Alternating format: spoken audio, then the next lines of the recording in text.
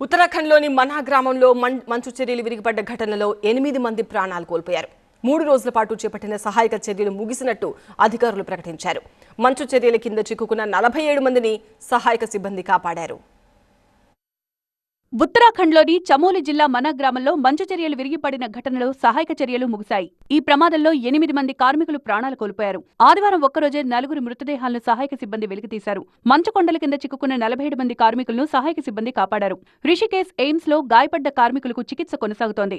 NC గత 3 రోజులుగా మనా గ్రామంలో సహాయక చర్యలు కొనసాగాయి. రోడ్డు నిర్మాణ పనులు జరుగుతుండగా మంచు చర్యలు విరిగిపడడంతో 55 మంది కార్మికులు చిక్కుకున్నారు. డ్రోన్లు, హెలికాప్టర్ల సాయంతో సహాయక చర్యలు నిర్వహించారు. కేంద్ర సంస్థల సాయంతో 47 మంది కార్మికులను సురక్షితంగా బయటకు తీసుకొచ్చినట్లు ఉత్తరాఖండ్ సీఎం పుష్కర్ సింగ్ ధామీ వెల్లడించారు. ప్రమాదంలో చనిపోయిన కార్మికుల కుటుంబాలను అన్ని విధాలా ఆదుకుంటామని తెలిపారు.